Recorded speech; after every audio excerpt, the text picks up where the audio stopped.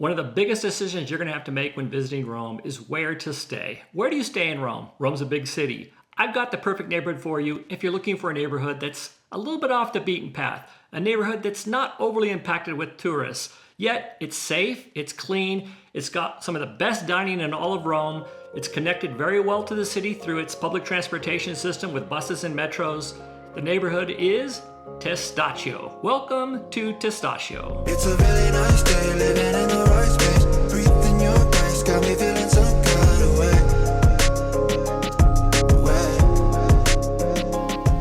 So before we get started, I want to give you a quick overview of where the Testaccio neighborhood is located. So this is the Termini train station. Here's the Colosseum. On this opposite end over here is where the Vatican is located. This is the Tiber River. And then just on the other side of the Tiber River is the Trastevere neighborhood, and just south of the Trastevere neighborhood is the neighborhood of Testaccio.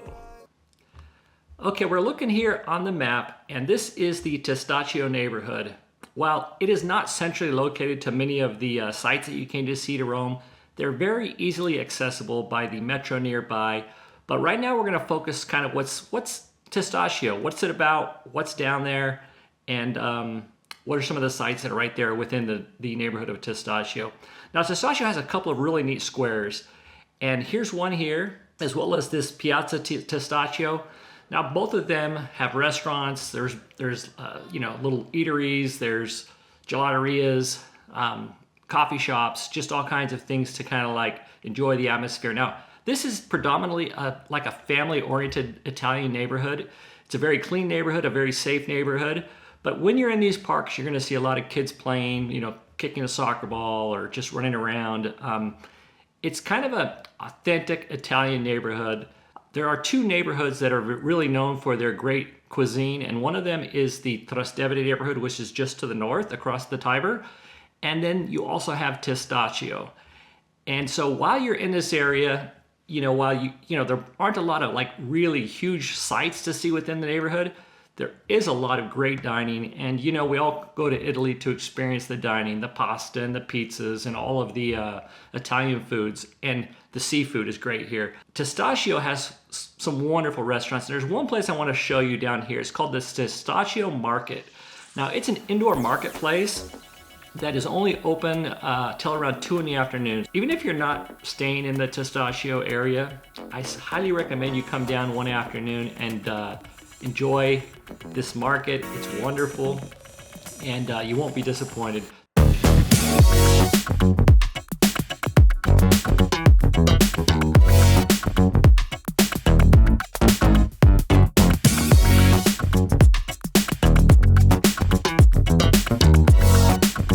From Testaccio, how do you access most of Rome's sites? And the easiest way is going to be by the metro. There is a metro station. Here is the Testaccio neighborhood right here, and just up the road, maybe 300-400 meters, is the Pyramid metro station. And from here, it's the blue line. You could head to the Colosseum.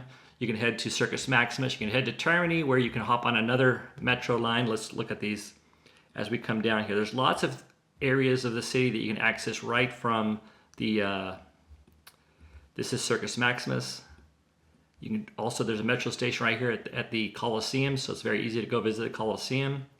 And then if you'd like to switch to the A line, where the other sites, most of the other sites are located on, you're gonna switch here because this is where the two lines cross each other. And you're gonna switch from the B line to the A line. And from here, you can head out to, let's see here. Well, Barberini, this is very close to the Trevi's Fountain. If you want to see the Trevi's Fountain, it's probably a 400 or 500 meter walk from here. You can head to the Spanish Steps.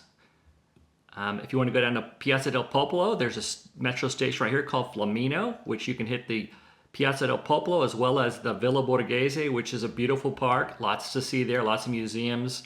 Then you can head over to the Vatican very easily. Here's the castle, and here's the Vatican, and here's the metro stop right here, Ottaviano metro stop. We just walk down the street and you're at the Vatican. Okay, back to the Testaccio neighborhood. Let's say you're here on a Sunday. One of the great things to do is to just walk right across this bridge here. Zoom in here for you. And this is the Porta Portese. And on Sundays from early in the morning, like sunrise, until quite late in the afternoon, 2, 3, 4 in the afternoon. I think it's probably around 2 or 3. But anyway, there's a huge market with over 700 vendors. It's a street market where you can pick up all kinds of souvenirs, Italian goods, just about anything you can think of, they're gonna have it.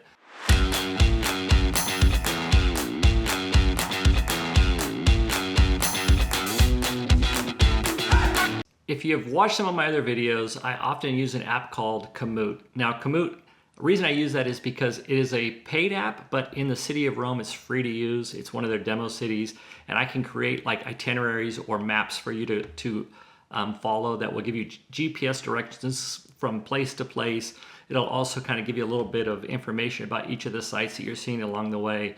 And in this video, in the description, I'm going to put down 2 itineraries that you can take from Testaccio, where each one will take you to different sites of the city. So if you're there for a couple of days, you can do one day, one the other day, and it will take you past the majority of Rome's major sites, including the first day, which I recommend you go to, is the Vatican, because most people, when they're in Rome, that's a pretty high priority site to see the Vatican. Even if you're not going to go into the museum, you just want to see the Basilica, that's free to do. But I recommend you get there by 8 in the morning, because if not, your day will be spent in line. Seriously, you can spend 2 and 3 hours in line at the Vatican. So the easiest way to get to the Vatican from Testaccio is to walk over to the metro station at the Pyramid. And I didn't bring this up, but the Pyramid is called the Pyramid Station because Rome actually has a pyramid. Look at this. They have a pyramid right here.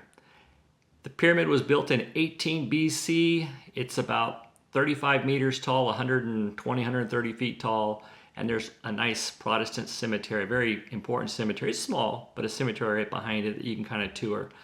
But back to getting on the metro. So you get on the metro here, and you take the metro, I think 3 or 4 stops. You just take it right up past the Colosseum, and you change lines here at Termini, and you hop on the A line heading towards the Vatican.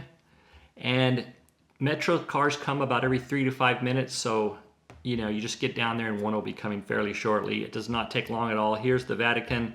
You're going to get off on the Ottaviano metro station. Again, you want to leave probably the Testaccio area no later than maybe 7:15, just so you have time to get down here and then walk to the Vatican and be there by 8 in the morning. It opens at 7, so you can leave earlier.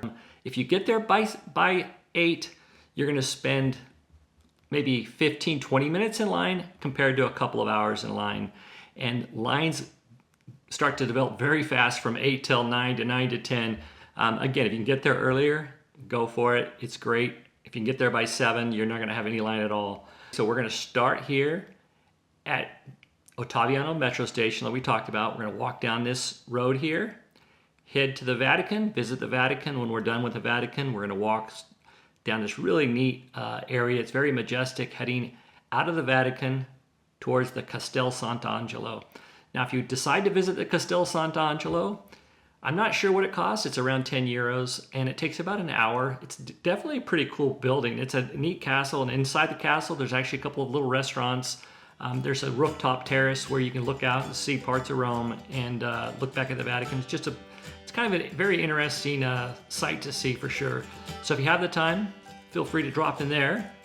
Then we're going to cross the bridge and we're going to head over to Piazza Navona.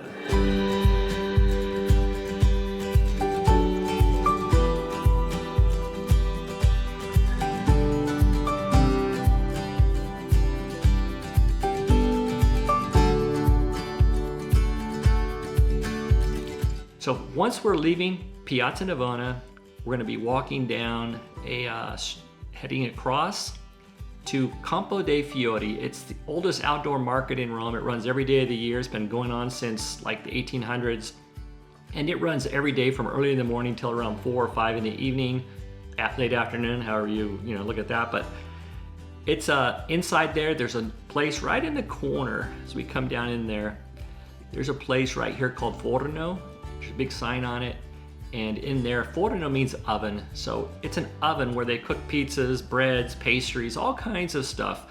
Now, I personally don't think the pizzas in there are the best. They do make a type of pizza called pizza bianca, which is very good, but they take that pizza bianca that they make there at the Forno, and right next door to it, just across this little alleyway there, there's another store there that's also part of the Forno where they take the pizza bianca and make it into sandwiches, and they are honestly the best sandwiches that I've had in Rome. They're very inexpensive. The sandwiches range from €4 to €6 depending on the one you get. My personal favorite is the prosciutto and mozzarella, both, I think it's buffalo mozzarella and prosciutto. So as you come down here, we're gonna come down, we're gonna just follow the GPS. Again, you don't have to remember this. If you're using the link, it'll take you here step by step. You're gonna cross this bridge here. Now, let's pull out here a minute here. We're gonna cross this bridge. I'm gonna turn the map here, and as you come across this bridge, you're gonna end up in a piazza called the Piazza Trelusa. Now, it's a little piazza. It's got some steps on there. You can go sit down and enjoy a sandwich, just, you know, piece of pizza, whatever. And even if you don't have any food, you can just kind of hang out there. And then in the piazza, oftentimes there are street performers, especially in the evening times.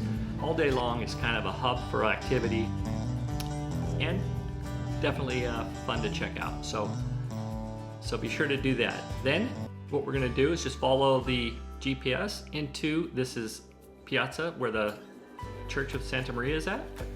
And this is kind of the hub of the Trastevere neighborhood. Now, while you're here, go ahead and explore these different streets. There are some really fun things to see in here. Lots of boutiques, lots of shops.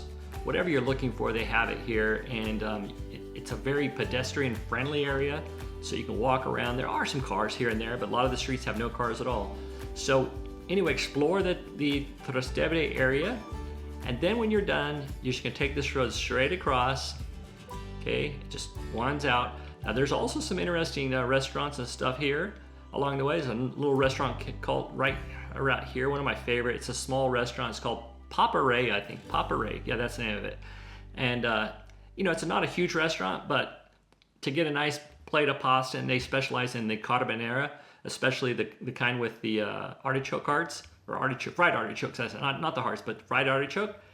They make it there as good as any place in Rome, and it's like 11 euros, a big plate of pasta there. As you cross the bridge, this here, you're gonna cross this bridge here, and here is an old bridge that was, I think, built sometime, I should look at my facts here, but there's sometime around 300 BC. The remnants of it are here. It's pretty amazing to look at. It really is. It's got quite a bit of detail for a bridge that was built, you know, 2,000 plus years ago. And then you're going to come across a couple of important temples, a very important fountain. Here is the church of, there's a church here, and right out in front of the church, inside the awning, there is La Bocca della Verità. Now, it's the mouth of the truth. And so in the day, this is the statue that they would stick their hand in, and if you were lying, they'd cut your hand off. And today you can take a picture sticking your hand in. They don't cut your hand off. But it would be interesting if they still did. People would be more honest for sure if they did do that. And then come over here to Circus Maximus. Now, Circus Maximus is where they used to have the chariot races. And right now it's kind of an open park. They just do have some, the old, like, remaining bleachers and stuff on this end, some remnants of it. But this is where we're gonna catch the metro. And from there, it's just one stop down to the Pyramid Station, where you can take your, you take it right back to the Testaccio neighborhood. Now that is one itinerary. And now I'm going to share with you a second itinerary if you happen to be in the area for more time. There's lots of other sites to see, but this itinerary is in total about 3 miles of walking. But remember, that's over several hours, depending on how much time you spend at restaurants and in the Vatican and in the Castel Sant'Angelo and in Piazza Navona. You know, it's really not that much walking, but it is, you know, like 3 miles. And then as you wander these other places, you're probably going to add on more miles to that. But again, that could be spread out over 6, 7, 8 hours, making it a very doable and enjoyable walk. Just wear good shoes. If you're going to be in Testaccio for more than one day, I've got a second itinerary. These are two 100% different sites than we visited on the first day. On this one, we're going to do very similar as we did the first time, where we went to the Termini station and switched to the A line and headed out to the Vatican. We got off on Ottaviano station. On this itinerary, we're going to do the exact same thing, but instead we're going to get off on the Spanish Steps metro station. And from the Spanish Steps, we're going to head down to the Trevi's Fountain, over to the Pantheon, down to Largo, Argentina. This is where Julius Caesar was assassinated. We're going to jump through the Jewish ghetto. Great time to eat lunch down here. It's a wonderful place. We're going to pass Theater Marcello. And then we're going to head over to, this is Piazza Venezia. This is where the Victor Manuel Monument is. And on this, I've got a very surprise itinerary or a surprise destination for you. I'm not going to tell you what it is. The GPS will take you there. It's a mystery spot, but trust me, you'll be very impressed. It's really interesting. So yeah, you'll see that right here. And then when you're done, this piazza here is called the Campidoglio. It's a piazza designed by Michelangelo. And there's some great lookouts there, so check those out. A lot of fun, a lot of interesting things to see. This is the Roman Forum down here. So you go behind the building and you can get a really good view of the Roman Forum. Then you're going to head over to what I think is one of Rome's best walks. It's from Piazza Venezia down the Via Imperial Forum Way all the way to the Colosseum. This entire walk here is along the Roman Forum. There's the ruins on both sides. It's just beautiful. There's lots of street performers, lots of people, but the street here is a pedestrian only, sort of. It's got taxis and buses, but regular cars can't go down here. So it's a very pleasant walk as you make your way to the Colosseum. Then once at the Colosseum, very easy to head back to the Pyramid Station. It's just one station. Actually, it's two stations. There's the station here at Circus Maximus, and then you come down here to the Pyramid, and you can walk right back to the Testaccio neighborhood. In conclusion, I want to tell you about Testaccio. Is Testaccio a great neighborhood to base your trip out of in Rome? If it's your first time to Rome, I probably would recommend that you head over to this area here. This is the Campo dei Fiori, Largo, Argentina area. It's just more centrally located for your first time to Rome. You can do most of this just by walking, not having to worry about the metro.